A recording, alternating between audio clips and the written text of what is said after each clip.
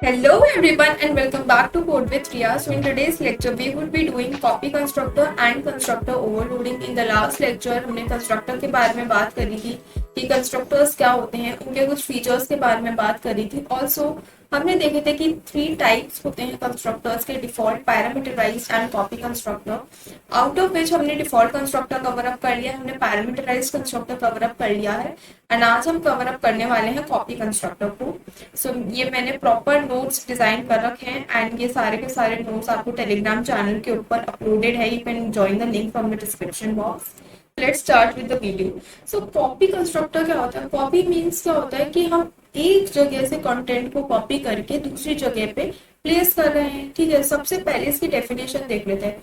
Copy constructor, जब भी आप किसी भी टाइप के कंस्ट्रक्टर की डेफिनेशन लिख रहे हो तो आपको एक कॉमन डेफिनेशन मैंने लिखवाई थी, दैट इज दिस वन. यही डेफिनेशन आपको हर कंस्ट्रक्टर के अंदर लिखनी है. साथ ही साथ उनके जो एक अलग से फीचर होता है आपको वो भी मेंशन करना है. जैसे डिफॉल्ट कंस्ट्रक्टर के अंदर कोई भी आर्ग्यूमेंट पास नहीं होता तो ये आपको उसके अंदर मेंशन करना है. पैरामीटराइज्ड के अंदर आर्ग्यूमेंट होते हैं तो ये आपको मेंशन करना है. और कॉपी कंस्ट्रक्टर में अलग से क्या होता है मैं अभी आपको सिर्फ वही लिखकर यहाँ पर दिखा रही हूँ. So when we need to initialize we need to initialize the variables of an object with the values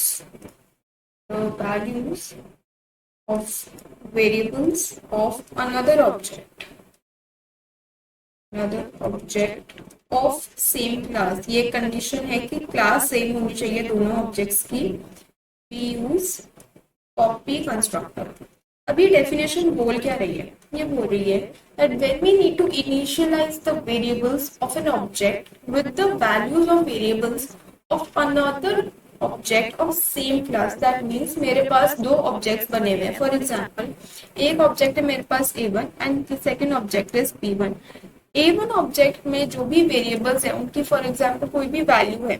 A1 object के अंदर मैं मान लेती हूँ कुछ वैल्यूज है. A की वैल्यू मैंने दे रखी है 2 एंड जो B की वैल्यू है वो हमने दे रखी है 12. ठीक है, मैं चाहती हूँ कि ये सेम वैल्यूज मेरे पास जो सेकेंड ऑब्जेक्ट है उसके अंदर कॉपी होकर आ जाए. हमने यही लिखा है that when we have to initialize the variables of an object that is B1 की, जब भी मुझे वेरिएबल्स को इनिशियलाइज करना है, इनिशियलाइज मतलब हम उन्हें कोई वैल्यू प्रोवाइड कर रहे हैं with the values of variables of another object. पर A1 की बात हो रही है कि यहाँ पे जो वेरिएबल्स हमने बनाए A एंड B, इनकी जो वैल्यूज है इन वैल्यूज से मुझे B1 के जो भी वेरिएबल्स है उनको इनिशियलाइज करना है. मीन्स मुझे सेम वैल्यू B1 के पास भी फॉर एग्जाम्पल दो वेरिएबल्स बने हुए हैं एंड अगर A1 के पास जो A वेरिएबल है उसकी वैल्यू 2 है तो B1 के पास जो A वेरिएबल है मुझे उसकी वैल्यू 2 चाहिए एंड जो B वैल्यू है B वेरिएबल है उसकी वैल्यू मुझे क्या चाहिए? 12 चाहिए. दैट मीन्स कि एक जगह से कंटेंट कॉपी होके दूसरी जगह पर आ रहा है, दूसरे ऑब्जेक्ट के अंदर आ रहा है. तो इसीलिए हम यूज कर रहे होते हैं कॉपी कंस्ट्रक्टर. ठीक है, इसको करने के वैसे कुछ तरीके होते हैं, 2 तरीके होते हैं. इसको मैं आपको एक एग्जाम्पल से बेटर एक्सप्लेन करती हूँ. एक शॉर्ट एग्जाम्पल ले लेते हैं. फॉर एग्जाम्पल हमारी कोई भी क्लास है, स्टूडेंट है हमारी कोई भी क्लास एंड उसमें हमने एक ऑब्जेक्ट बनाया है A1. ठीक है, नाउ स्टूडेंट, मैंने सेम क्लास का एक सेकेंड ऑब्जेक्ट बनाया B1. अब या तो अगर मुझे कंटेंट्स को कॉपी करना है तो मैं क्या कर सकती हूँ? B1 is equals to A1. इससे क्या होगा, जो भी A1 के कंटेंट्स है, जो भी A1 के अंदर वेरिएबल्स हैं उसके जो भी वैल्यूज है वो B1 के जो भी वेरिएबल्स है उस वैल्यू से इनिशियलाइज हो जाएंगे. या फिर हम क्या कर सकते हैं, हम इसकी जगह पे लिख सकते हैं स्टूडेंट B1 एंड A1 को एज अ आर्ग्यूमेंट भी हम पास कर सकते हैं. ठीक है, और बेटर वे में समझने के लिए we have to write the program. So program में हम बेसिकली क्या करेंगे, एक वेरिएबल बनाएंगे A नाम का एंड उसी की वैल्यू हम कॉपी करने वाले हैं एक दूसरे ऑब्जेक्ट के अंदर. तो सबसे पहले अपनी हेडर फाइल का नाम लिख लेते हैं, diostream using namespace std. ठीक है, अब एक क्लास बनाते हैं स्टूडेंट के नाम से. स्टूडेंट क्लास बना ली हमने यहाँ पर. नाउ हम यहाँ पे प्राइवेट सेक्शन के अंदर एक बना लेते हैं, मार्क्स नाम से बना लेते हैं. A को छोड़ देते हैं, मार्क्स बना लेते हैं. एंड यहाँ पर पब्लिक सेक्शन के अंदर मैंने आपको बता रखा है कि जब भी हमको कंस्ट्रक्टर को डिक्लेयर करना होता है, इनिशियलाइज करना होता है, हम वो हमेशा पब्लिक सेक्शन के अंदर करते हैं। नाउ अब यहाँ पर एक चीज समझने की है। Now, whenever we are using copy constructor in our program, there should be at least one constructor other than copy constructor which is already there in our class. It means कि अगर हमें copy constructor यूज करना है तो उससे पहले हमें या फिर एक या फिर दो कंस्ट्रक्टर हमारे पास ऑलरेडी होने चाहिए। नाउ कॉपी कंस्ट्रक्टर से पहले या तो आप एक डिफॉल्ट कंस्ट्रक्टर बना सकते हो या फिर एक पैरामीटराइज कंस्ट्रक्टर बना सकते हो। अब ऐसा हम करते हैं कि मैं ये आपको प्रोग्राम में आगे चलकर समझ में आएगा। तो सबसे पहले मैं यहाँ पर एक डिफॉल्ट कंस्ट्रक्टर बना लेते हैं। It would be easy, student के नाम से बनेगा, ठीक है। एंड यहाँ पर हम क्या करने वाले हैं, मार्क्स को अपन इनिशियलाइज कर देते हैं बाय द वैल्यू 20 से हमने मार्क्स को इनिशियलाइज कर दिया। अब हम क्या करेंगे, अब हम एक सेकेंड कंस्ट्रक्टर बनाने वाले हैं, स्टूडेंट लिखेंगे एंड यहाँ पर सबसे पहले we will be writing the name of the class.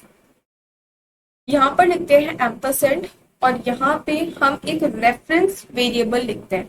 अब ये रेफरेंस वेरिएबल क्या होता है, हम क्यों लेते हैं, इसका क्या काम होता है, अभी हम प्रोग्राम के आगे समझेंगे। For example the reference variable is S मान लेते हैं, या फिर हम मान लेते हैं टी मान लेते हैं, थोड़ा सा डिफरेंट रहेगा, इसको मान लेते हैं। एंड देन हम क्या करेंगे, यहाँ पर कर लेते हैं marks is equals to T dot marks. अब ये ऐसा क्यों करा है, इसको भी हम इंट मेन सेक्शन तक आ जाने दो और उसके बाद हम इसको क्लियर कर लेंगे। यहाँ पर हमारी एक हम बनाते हैं यहाँ पर एक function, for example void display. Void display नाम से एक फंक्शन बनाते हैं, वहां पे क्या करेंगे, जो भी हमारे मार्क्स की वैल्यू है उसको प्रिंट करवा देंगे, सी आउट मार्क्स। यहाँ पर हम क्या करेंगे, मार्क्स, ठीक है। इतना कर दिया। अब आ जाओ इंट मेन सेक्शन पे। इंट मेन सेक्शन की डेफिनेशन सबसे ज्यादा इंपॉर्टेंट होने वाली है, ध्यान से इसको समझना है और ध्यान से हर एक चीज को नोट करते हुए जाना है। यहाँ पर हम इस एक क्लास का हम क्या बनाने वाले हैं, एक ऑब्जेक्ट बनाने वाले हैं। स्टूडेंट हमारी क्लास का नाम, ये क्लास स्टूडेंट के लिए S1 ऑब्जेक्ट बनाया। अब क्या होता है, जैसे ही हम ऑब्जेक्ट बनाते हैं वैसे ही हमारा जो कंस्ट्रक्टर है वो कॉल हो जाता है। बिल्कुल ठीक बात है। अब यहाँ पर जो हमने ऑब्जेक्ट बनाया है इसके अंदर हमने कोई भी आर्ग्यूमेंट पास नहीं करे हैं।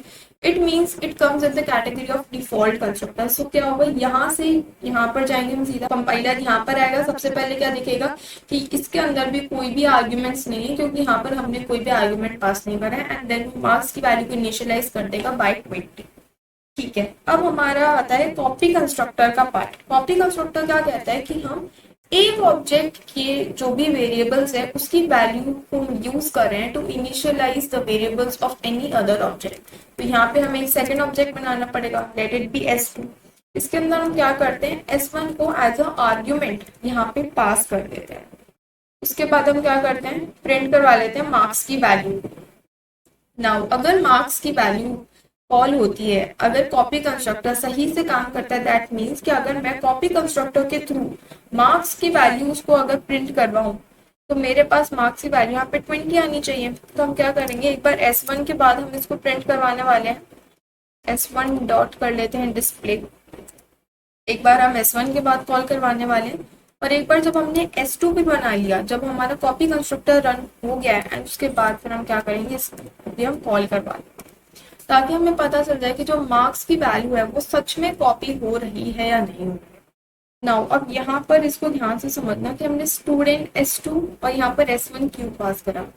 यहाँ पर हमने S1 as a argument pass करा है और S1 क्या है, एक ऑब्जेक्ट है। तो यहाँ से क्या होगा, सीधा हम आएंगे यहाँ पर, क्योंकि हम डिफॉल्ट कंस्ट्रक्टर पे तो जा नहीं सकते, हम आएंगे सीधा यहाँ पर। यहाँ पर उसने पढ़ा एम्परसेंड टी, एम्परसेंड इसको हम क्या बोलते हैं, एक रेफरेंस के लिए हम इसको यूज करते हैं, फॉर दी एड्रेस यूज करते हैं। सो ये हमारे कंपाइलर को बताने के लिए होता है बेसिकली कि यहाँ पर जब हमने स्टूडेंट एम्परसेंड टी लिखा तो यहाँ पे हमने कोई नया ऑब्जेक्ट क्रिएट नहीं करा है। अगर यहाँ पर आप एम्परसेंड नहीं लगाते हो तो इसका मतलब होता है कि आप एक नया ऑब्जेक्ट क्रिएट कर रहे हो, क्योंकि जब आप इस तरीके से लिखते हो, सबसे पहले आप क्लास का नाम लिख रहे हैं, देन आप कोई भी एक वेरिएबल लिख रहे हो, तो आप इस तरीके से ऑब्जेक्ट को क्रिएट कर रहे होते हो। एंड यहाँ पर आपको कंपाइलर को बताना है कि एक नया ऑब्जेक्ट नहीं है, यहाँ पर हम क्या कर रहे हैं, जो हमने ऑलरेडी ऑब्जेक्ट बना रखा है S1, हम उसका ही एक रेफरेंस वेरिएबल यहाँ पे पास कर रहे हैं, उसका एड्रेस यहाँ पे पास कर रहे हैं, ताकि उसकी जो भी वैल्यूज हो वो हम ले पाए, उसको यूज कर पाए। नाउ फॉर एग्जाम्पल, अगर हम यहाँ पर एम्परसेंड को यूज नहीं करते हैं तो क्या होगा, यहाँ पर इसको मैं एक बार आपको समझाना चाहूंगी क्या होगा। जब हमने यहाँ पर लिखा स्टूडेंट एंड इसके अंदर हमने पास करा स्टूडेंट टी, तो क्या होगा, जैसे ही S1 रन हुआ तो सबसे पहले तो हमारा डिफॉल्ट कंस्ट्रक्टर कॉल हो गया, ठीक है, उसकी जो भी हमारी मार्क्स की वैल्यू वो भी प्रिंट हो गई। जब ये सेकेंड टाइम आया, इसने पढ़ा S2 S1, फिर ये यहाँ पर आया, यहाँ पर इसने पढ़ा स्टूडेंट टी। इसका मतलब कि यहाँ पर जो हमारा यूजर है उसने क्या करा है, एक नया ऑब्जेक्ट क्रिएट करा है। अब क्या होगा, जैसे ही ऑब्जेक्ट क्रिएट होता है कंस्ट्रक्टर कॉल होता है। अब यहाँ पर टी के बाद हमने कोई भी आर्ग्यूमेंट पास नहीं करे, तो यहाँ से क्या होगा, सीधा ये आ जाएगा यहाँ पर, ये पढ़ेगा, ये फिर क्या करेगा, मार्क्स की वैल्यूज को प्रिंट करवा देगा, ठीक है, इसके अंदर जो भी हमारे मार्क्स की वैल्यूज है उसको ये प्रिंट करवा देगा। प्रिंट नहीं, इट मीन्स कि हमारे यहाँ पर 20 वैल्यू मिल जाएगी। बिल्कुल सही बात है। अब क्या करेगा, अब ये जहां से आया था, हम यहाँ से यहाँ पर गए थे, अब यहाँ से हम वापस से यहाँ पर आए, यहाँ पर आए तो उसने वापस से पढ़ा स्टूडेंट टी। अब क्या करेगा, ये वापस से ऊपर जाएगा, क्योंकि इसने यहाँ पे वापस से ऑब्जेक्ट को रीड कर लिया, तो अब ये वापस से यहाँ पर आएगा, वापस से क्या करेगा, ये 20 डाल देगा। तो ऐसे क्या होगा कि ये यहाँ पर आएगा, फिर ये यहाँ पर आएगा, फिर इसको पढ़ेगा, फिर ये यहाँ पर आएगा। तो इस तरह क्या होगा कि ये जो हमारा डिफॉल्ट कंस्ट्रक्टर है ये बार बार कॉल होता रहेगा, होता रहेगा, होता रहेगा, ये कभी भी खत्म नहीं होगा। बस को मैं आपको रन करके दिखाऊं तो हमको यहीं पे एरर मिल जाएगी। क्यों? क्योंकि फिर हमारा जो कॉपी कंस्ट्रक्टर है it is of no use, हमारे पास आ जाएगा invalid constructor. You probably meant student constructor student ampersand. ये हमको बोल रहा है कि शायद आप ये लिखना चाह रहे थे लेकिन आपने लिख कुछ और ही दिया, तो यहाँ पर इसीलिए हमको एम्परसेंड लगाना जरूरी होता है कंपाइलर को बताने के लिए कि यहाँ पर हम कोई नया ऑब्जेक्ट नहीं बना रहे हैं, जो ऑलरेडी एग्जिस्टिंग ऑब्जेक्ट है हम उसका एक रेफरेंस वेरिएबल पास कर रहे हैं। नाउ यहाँ पर क्या होगा, यहाँ पर हमने कॉपी कंस्ट्रक्टर के अंदर लिखा है मार्क्स। अब ये जो मार्क्स है ये किसके मार्क्स है, ये है S2 के मार्क्स, क्योंकि हम इसको S2 के थ्रू कॉल करवाना है। तो ये जो S2 के मार्क्स है इसके अंदर किसकी वैल्यू स्टोर हो रही है, टी डॉट मार्क्स। टी क्या है, एक रेफरेंस वेरिएबल है ऑफ ऑब्जेक्ट S1। तो S1 के अंदर जो मार्क्स की वैल्यू स्टोर्ड है, S1 के अंदर जो भी मार्क्स की वैल्यू स्टोर्ड है, मैं क्या बोलना चाह रही हूँ स्टेटमेंट से कि वही वैल्यू मुझे किसके लिए चाहिए, S2 के मार्क्स के लिए चाहिए। तो S2 के मार्क्स की भी क्या वैल्यू हो जाएगी, 20 हो जाएगी। एंड उसके बाद हम क्या कर रहे हैं, S2 डॉट डिस्प्ले कर रहे हैं। तो हमारे पास जब हम S1 डॉट डिस्प्ले करेंगे तब भी मार्क्स की जो ओरिजिनल वैल्यू है वही आएगी, और जब हम S2 डॉट डिस्प्ले करें तब भी हमारे पास जो हमारे मार्क्स की वैल्यू है वही आएगी, क्योंकि कॉपी कंस्ट्रक्टर के थ्रू डिफॉल्ट कंस्ट्रक्टर से जो मार्क्स की वैल्यू है वो कॉपी हो चुकी है। तो एक बार इसको हम प्रिंट करवा कर देख लेते हैं। ओके, सो यहाँ पर हमारे पास वैल्यू आ चुकी है मार्क्स 20। एंड वापस से सेकेंड टाइम जब हमने हमारे जो कॉपी कंस्ट्रक्टर है उसके ऑब्जेक्ट के थ्रू जब हमने डिस्प्ले को कॉल करवाया तो भी हमारे पास क्या वैल्यू है, that marks is equal to 20। तो यहाँ पर हम एक बार \m यूज कर लेते हैं। एंड यहाँ पर अगर आप चाहो तो आप कुछ स्टेटमेंट्स भी इंक्लूड कर सकते हो after copy constructor and before copy constructor. So आपकी मर्जी है कि आप किस तरीके से अपने प्रोग्राम को मोल्ड करना चाहते हो। सो यस, हमारे पास जो वैल्यू आई है that is marks 20 and marks फिर 20। ये हमने ये गलत जगह लगा दिया, यहाँ पर हमको लगाना था एंडल लगा देते।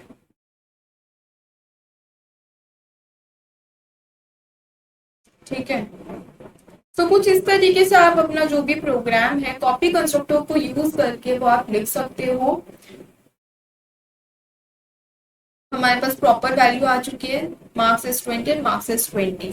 तो जब भी आप अपने प्रोग्राम को लिख रहे हो तो जैसे आपने यहाँ पर एक कॉपी कंस्ट्रक्टर बनाया, तो यहाँ पर आप डिफॉल्ट में नहीं, कमेंट्स करके आप देखो कि ये क्या है, कॉपी कंस्ट्रक्टर आपने यहाँ पर क्रिएट कर रखा है। कॉपी कंस्ट्रक्टर जब भी आप अपने एग्जाम्स में लिखो तो इस बात का अच्छे से ध्यान रखना है कि आप जिस फंक्शन के बारे में बात कर रहे हो, जिस टॉपिक के बारे में आप अपना प्रोग्राम लिख रहे हो, आप उस प्रोग्राम के अंदर अगर जगह है तो अच्छी बात है, अगर टाइम है तो भी अच्छी बात है, तो आप इन चीज़ों को इंक्लूड कर सकते हो। इससे एक पॉजिटिव इम्पैक्ट जाता है एग्जामिनर के ऊपर।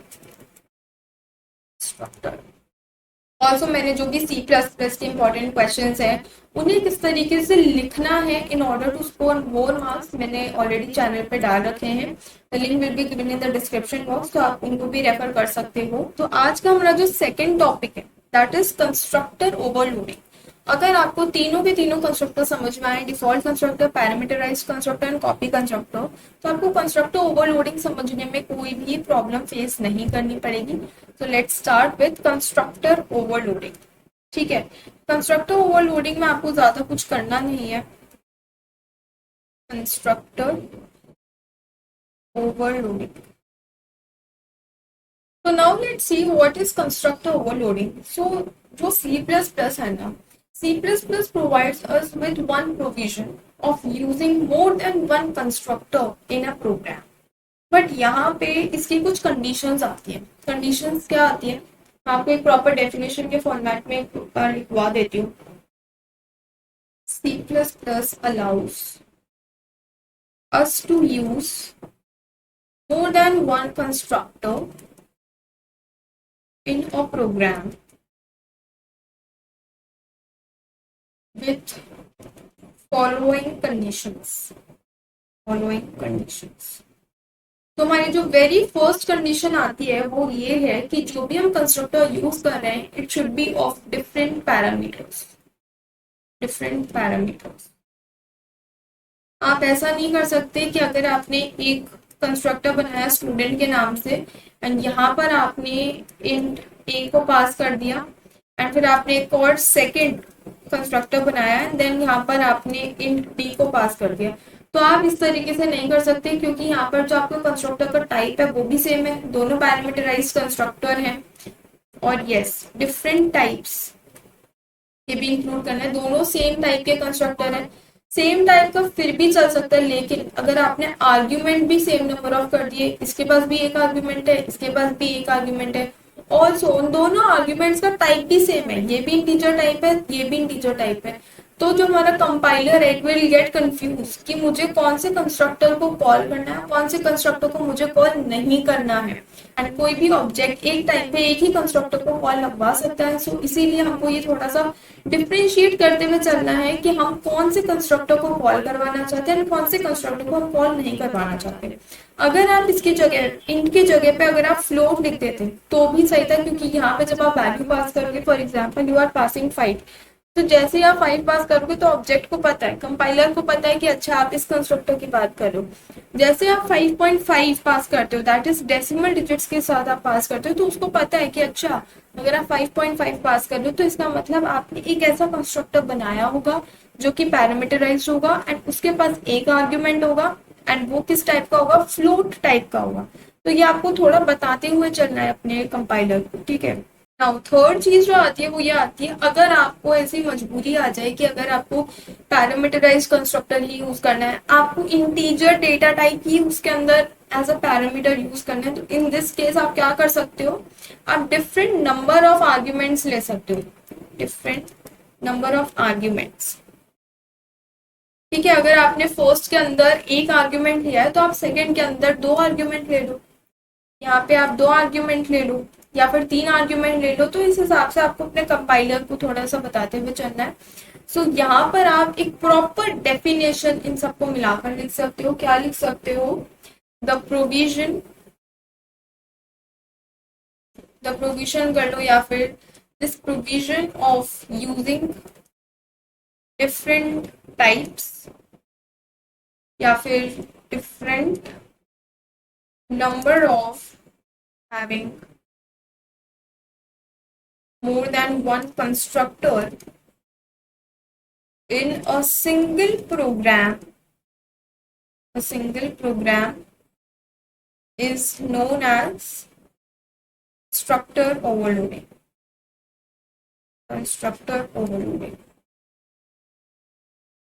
ठीक है, so the provision of using different types, different number of having different number of, यहाँ पर आप लिख सकते हो arguments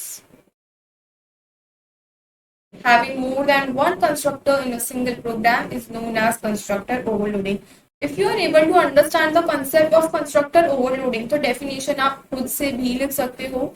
कंस्ट्रक्टर ओवरलोडिंग के ऊपर एग्जाम के अंदर क्वेश्चन आता है. कंस्ट्रक्टर ओवरलोडिंग हो गई, फंक्शन ओवरलोडिंग हो गई, ये एक बहुत ही एक ऐसा टॉपिक है जिसके ऊपर से क्वेश्चन आता ही आता है. आइदर 1 मार्क आ सकता है, या फिर 5 मार्क्स भी आ सकता है, या फिर 10 मार्क्स में भी आ सकता है. ठीक है, मैंने इन तीनों के ही बारे में ऑलरेडी वीडियो बना चुकी हूँ मैं, and it is there on the channel, you can go and watch it. So एक बार हम क्या करते हैं, कंस्ट्रक्टर ओवरलोडिंग का हम एक एग्जाम्पल करके देख लेते हैं. Hash include iostream using namespace video. यहाँ पर हम एक क्लास बना लेते हैं स्टूडेंट के नाम से. स्टूडेंट के नाम से यहाँ पे क्लास बनाएंगे. अब इन दिस हम एक वेरिएबल बना लेते हैं मार्क्स के नाम से. ठीक है, अब पब्लिक सेक्शन के अंदर हम अपने तीनों कंस्ट्रक्टर्स को डेफिनेशन प्रोवाइड करने वाले हैं. आप 2 कंस्ट्रक्टर्स को भी यूज कर सकते हो, आप 3 कंस्ट्रक्टर्स को भी यूज कर सकते हो. It is totally up to you. Student, and यहाँ पर अपने जो भी मार्क्स को डेफिनेशन प्रोवाइड करते हैं, इनिशियलाइजेशन करते हैं, इसका 20 रख देते हैं इसकी वैल्यू को. ठीक है, लास्ट प्रोग्राम के अंदर हमने 2 को कराया था, इसी के अंदर हम चाहते तो एक और इंटीग्रेट कर सकते थे. इसको मैं एक बार कॉपी कर लेती हूँ. कॉपी कंस्ट्रक्टर का जो कॉन्सेप्ट है फिर वो उनको लिखना नहीं पड़ेगा, डायरेक्टली यहाँ से हम उसको यूज कर सकते हैं.